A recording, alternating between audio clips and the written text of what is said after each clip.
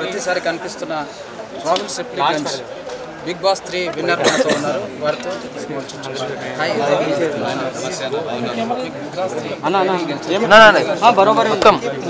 ఎలాంటి ఎక్స్పీరియన్స్ అంటే స్టేజ్ మీద చిరంజీవి గారిని చూసి షాక్, నాక్షర్ని చూసి ఇంకో షాక్, ఫినాలే స్టేజ్ మీద నేను పోవడం అనేది ఒక షాక్. ఈ షాక్లన్నింటిలో కూడా టైటిల్ ఎవరు గెలుస్తారు అన్నది ఇంకో డైలమా, అదో షాక్. అసలు మీరు ఎక్స్పెక్ట్ చేశారా? ఒక స్టేజ్ నుంచి ఒక స్టేజ్ వరకు మీరు ఎన్నో స్ట్రగుల్ చేయాలి, మీకు ఆపర్చునిటీని మీరు ఎలా ఫీల్ అవుతారు? బిగ్ బాస్కి యాక్చువల్ ఫస్ట్ థింగ్ ఏం చెప్పాలంటే ట్రోఫీ గెలవడానికి పోలేదన్న, అలాగా నేను ఉందామని పోయినా ఆటోమేటిక్గా జనాలు ఇచ్చారు. జనాలు వాళ్ళ ప్రేమను చూపించి ఓట్ల రూపంలో వాళ్ళ ప్రేమను చూపించి నాకు ట్రోఫీని తీసుకొచ్చి నా చేతిలో పెట్టారు. అసలు అది జనాలు మీకు ఆ స్టేటస్ ఇవ్వడం అనేది ఒక గాడ్ గిఫ్ట్ అన్నమాట. అదే ఈ 29th లైవ్ కాన్సర్ట్ చేస్తున్నా వాళ్ళందరికీ కూడా ఒక 2.5 hours లైవ్ కాన్సర్ట్ ఉంటుంది, 6 PM to 10 PM. సో చాలామంది గెస్ట్లు వస్తున్నారు. సో ఇంకా నేనేం చేయగలుగుతా అంటే వాళ్ళకి నా పాటల రూపంలో వాళ్ళని నేను ఒక 2.5 hours ఎంటర్టైన్ చేద్దాం అనుకుంటున్నా. అది ఒక ప్రొఫెషనల్ వేలా చేస్తాను, లైవింగ్ కాన్సర్ట్ రావచ్చు. ఇరు రాష్ట్రాల్లో టాపిక్గా ప్రస్తుతం మీ రేంజ్ ఇంకా ఎక్కడికి నెక్స్ట్ ఫర్దర్గా మీరు ఏ స్టేజ్, మీ గోల్స్ ఏమన్నాయి, అసలు దృఢంగా మీరు అనుకున్న మీ కాన్సెప్ట్? బేసికల్లీ నెక్స్ట్ అంటే ఏ రేంజ్కి పోతా అనేది నాకు తెలియదన్న, బట్ కాకపోతే ఉన్న రేంజ్ని ఎట్లా కాపాడుకోలేదు మాత్రం దాంట్లో చాలా ఆలోచిస్తున్నా. అండ్ ఈ ఫేమ్ చాలా తక్కువ మందికి వస్తుంది, ఇంత ఫేమ్ నిజంగా అదృష్టవంతం నేను. సో దీన్ని ఎట్లా ప్రాపర్ వేలో నేను ప్రజెంట్ చేసుకోవాలి, ఎట్లా ప్రాపర్ వేలో మెయింటైన్ చేసుకోవాలి, సో వీటి మీద ఎక్కువ దృష్టి ఉన్నది. ఇక్కడ బయటికి వెళ్ళట్లేదు, ఏం చేయట్లేదు, ప్రాపర్ ప్లాన్స్ వేసుకొని బయటికి వెళ్తున్నా, ప్రాపర్ ప్లాన్ వేసుకొని నేను ఎవరితో ఏమన్నా చేయాలన్నా కానీ కూడా గోయింగ్ విత్ ప్రాపర్ ప్లాన్. అయితే బిగ్ బాస్ టైటిల్ అదొకటి హార్డ్, ఇప్పుడు ఇంకోటి పునర్నది మీది ఒక వైరల్గా మారుతుంది. ఆ విషయంలో అది ఎంతవరకు వాస్తవం, మీరు ఏం చెప్పదలుచుకున్నారు ఆ విషయంలో? మజాక్ అన్నా మనం యాజ్ బీయింగ్ ఒక మజాక్ ఎట్లా చేస్తాము బోరు కొట్టినప్పుడు, టైంపాస్ కానప్పుడు. ఇంకోటి ఏంటంటే బిగ్ బాస్ ఇంట్లో ఉన్నాం మనం బయట లేము. ఓన్లీ 15 మనుషులు 3.5 months నాకు లాస్ట్కి 1 week వచ్చేసరికి కాకులు పిట్టలతో మాట్లాడుకునే పరిస్థితి వచ్చింది అనమాట. సో ఏంటంటే అంత కాన్ఫిడెన్స్ మనం యాక్టివ్ ఉంచుకోవడానికి మన ఫ్రెండ్స్ అదో మజాక్ అంతే. బెస్ట్ మీరు టైటిల్ గెలిచినాక మీకు బిగ్గెస్ట్ కాంప్లిమెంట్, మీరు ఎగ్జాక్ట్గా ఫీల్ అయిన కాంప్లిమెంట్ ఎవరు ఇచ్చారు? అన్న అందరు ఇచ్చారు, ఒక్కరు ఇవ్వలేదు. ప్రతి ఒక్కరు కూడా ఏం రావాలి ఖతర్నాక్ కొట్టినావు కదా, అందరు పెద్దలు చిన్నలు అందరూ కూడా అదే కాంప్లిమెంట్. ఒక 1 word, రాహుల్ నువ్వు గెలిచినావు, చాలా ఆనందంగా. మీ కోట్లేసి గెలిపించినప్పుడు సింగిల్ వార్డులో మీరు చెప్పాలంటే ఏం చెప్తారు? పాదాభివందనం. హాయ్ రాహుల్ గారు, I'm Sunil from V3 news channel. అన్న V3 న్యూస్ ఛానల్. మీరు ఇండిపెండెంట్ సింగర్గా కెరియర్ స్టార్ట్ చేశారు. అవునన్నా, అది ఫస్ట్ స్టెప్. సెకండ్ స్టెప్ వచ్చేసి మూవీస్లో ఆపర్చునిటీస్ వచ్చినాయి.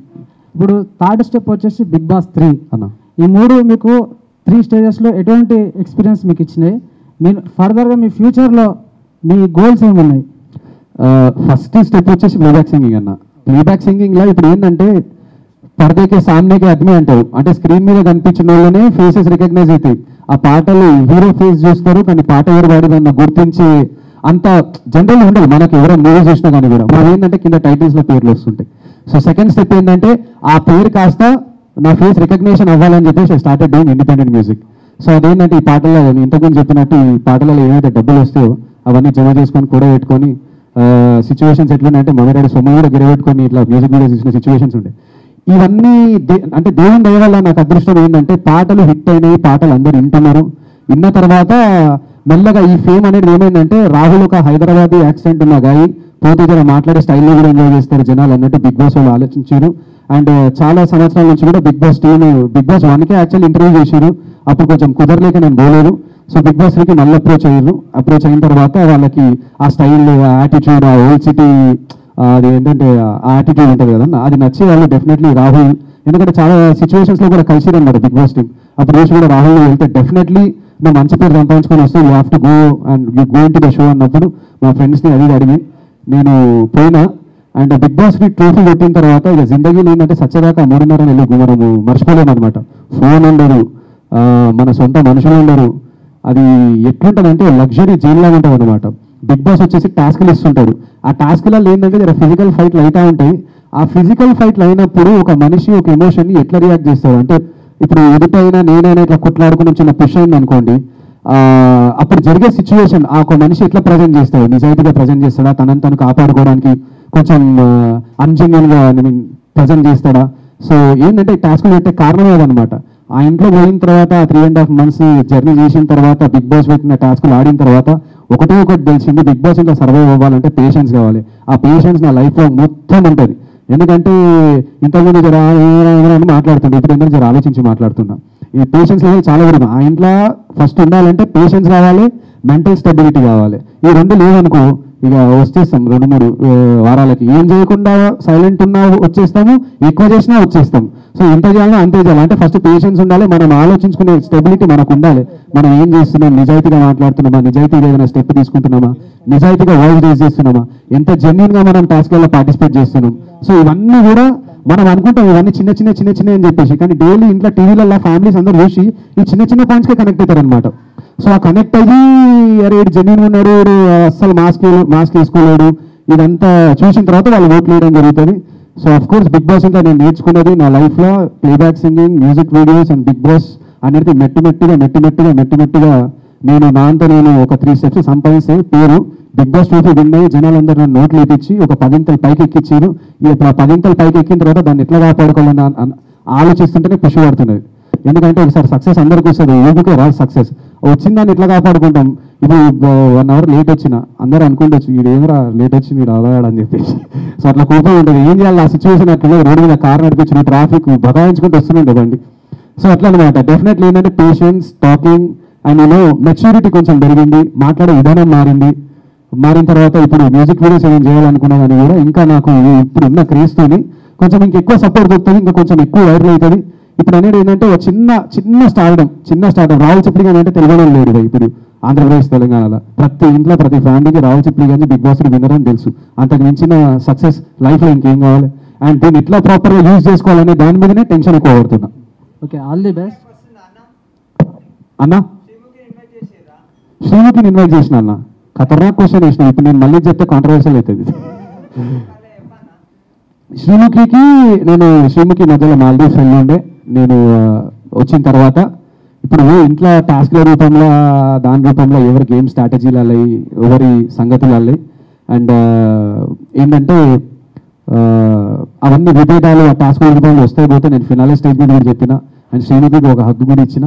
తర్వాత శ్రీముఖి మాల్దీవ్స్ ఎక్కడో పోయింది ఆ సక్సెస్ని ఎంజాయ్ చేయడానికి. వచ్చిన తర్వాత లేటర్ ఆన్ మొన్న కరెక్ట్ 2 days బ్యాక్ నాకు కొత్త నెంబర్ ఉండే, అది కొత్త నెంబర్ కాల్ చేస్తే వాళ్ళ ఫ్రెండ్ లిఫ్ట్ చేసి సడన్గా నేను రాహుల్ అనగానే కొంచెం షాక్ అయ్యి, అంటే ఈడ ఎందుకు చేసిండు ఫోన్ అన్నట్టు జర షాక్ అయ్యి జర అది ఇది అన్నట్టు ఫోన్ కట్ అయింది. జర హలో అన్నట్లు కట్ అయింది. అన్న తర్వాత మళ్ళీ కాల్ చేస్తే ఇట్లా నేను రాహుల్ చిప్లి నుంచి మాట్లాడుతున్నా అది ఇది అని అంటే, అవునా మరి శ్రీముఖి ఉన్నదా అంటే శ్రీముఖి ఫోటోషూట్లు ఉన్నది, లేదు నేను ఇట్లా కాన్సర్ట్కి ఇన్వైట్ చేద్దామని చెప్పి కాల్ చేసిన అని చెప్పేసి నిన్న 2 days బ్యాక్ కాల్ చేసిన. ఎందుకంటే తప్పులు జరుగుతుంటే అన్న మనం మనుషులు తప్పులు చేసుకునే దాన్ని ఎట్లా సరిదిద్దుకోవడం. యాక్చువల్లీ పాయింట్ నేను బిగ్ బాస్లో చాలా నాకు ఉపయోగించింది. తప్పు ఎవరైనా చేశారు, తప్పులు నేను కూడా చేసిన, తప్పులు ప్రతి ఇంటి కంటెస్టెంట్ చేశారు, అందరూ మంచిగా బేసికల్లీ పెద్ద కాంట్రవర్షియల్ ఏం లేకుండా ఈసారి. సో తప్పులు చేసి తెలుసుకున్నా ఎట్లా ఉండాలి ఏం సంగతి అని. అది దానివల్లనే నా మేజర్ విన్నింగ్ పాయింట్ అన్నట్టు అనిపించింది. అండ్ శ్రీముఖికి కాల్ చేసిన, మీరు తన ఫోటోషూట్లోనే తను రెస్పాండ్ అవ్వలేదేమో, మళ్ళీ లేకపోతే మర్చిపోయిందేమో, మళ్ళీ కాల్ చేసి ఆమెకు ఉన్న బిజీ స్కెడ్యూల్లో. సో ఎందుకంటే బిగ్ బాస్ నుంచి బయటికి రాగానే మెల్లగా ఏంటంటే ఆఫర్స్ అన్ని రపక్కన వచ్చి మీద పడుతుంటాయి.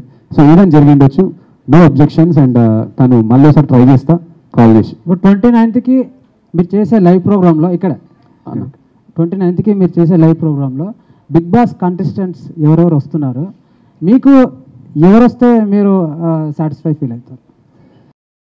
ఎవరు ఉంటుంది కదా, ఇప్పుడు ఈ గెస్ట్ చిరంజీవి గారు కానీ ఒక పలానా పొలిటీషియన్స్ కేటీఆర్ ఎగ్జాంపుల్ చెప్తున్నా, మీరు ఎవరు వస్తే మీరు కంఫర్టబుల్ సాటిస్ఫై అవుతారు?